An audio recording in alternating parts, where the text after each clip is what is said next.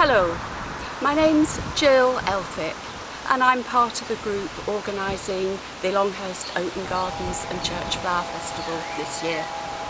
We held our first event in 2005 when we desperately needed money to repair our church steeple. It proved a very successful weekend. The visitors to the village enjoyed it and the villagers themselves felt it was very good. We got to know each other and it further developed our community spirit in Longhirst. So since then we've held the event biannually and raised well over £20,000 for both our village hall and the church. This year the event is going to be held next weekend, the 4th and 5th of July, starting at 11 o'clock each day and running till 5 on Saturday and closing at 4 on the Sunday. Over the weekend there'll be 10 beautiful village gardens open. There's a flower festival in the church which is illustrating stories from the Bible, and you'll be able to buy homemade refreshments in the village hall. Lunches and teas will be served from 12 o'clock. Then in the garden at Barnacre there are stalls serving coffee, ice creams and plants, and on Saturday there will be a classic car display. So can you just remind us the object of this exercise is what? What does the church need? This year the church desperately needs major refurbishment to bring it into the 21st century. We don't have facilities for making teas and coffees, and we're just working on reinstating a broken central heating system. So our beautiful Victorian church absorbs money very easily. And how difficult has it been to encourage people to open their gardens to the public? Not that difficult. It actually, for the people who do it, is a great motivator to work on your garden and get things done that you've been meaning to do for a long time. But we're delighted to welcome two new residents in Longhirst who've agreed to open their gardens this summer, and we've some people who've been doing it all the way along. So the message is to anyone who has some free time on the 4th and 5th of July? Yes, certainly come along and enjoy the gardens and a lovely day out for all the family. Hello, I'm Richard Tordoff and I live in the farmhouse at Longhirst. I've been living here for about 5 years with my wife and 2 sons, and we've been taking part in the open gardens for the last couple of years, or should I say this is the second time. The reason why we've done the open gardens is because we wanted to play a part in the village. The village is a wonderful little village with people doing all sorts of things, and the open gardens is one of the biggest occasions it has.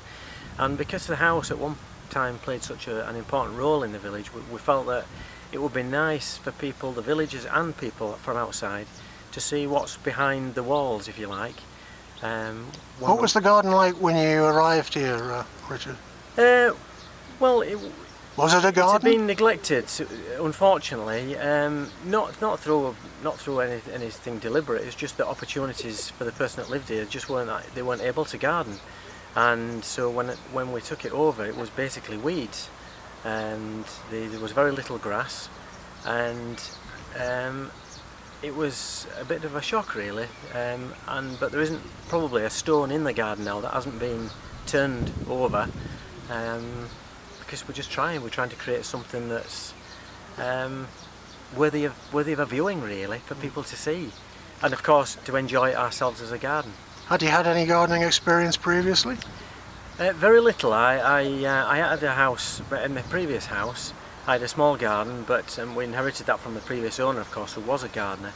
But I got most of my knowledge from the Dr. Hessian books, because from that I would look at the plants and identify what they were, and then decide whether it was worth keeping them or throwing them away.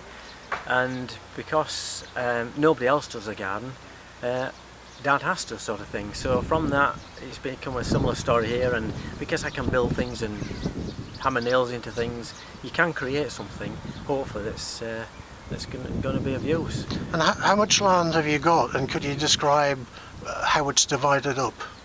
Yeah, The house is well, it is the farmhouse, and at one point it used to own, if you like, a lot of the village in Longhirst, and now all that's left is the acre, an acre, of which the garden, which is, well, all of it's on showing really, but a quarter of it, the quarter acre is what perhaps you can see behind me, and that we've turned that into a flower and vegetable garden, and somewhere where we can sit.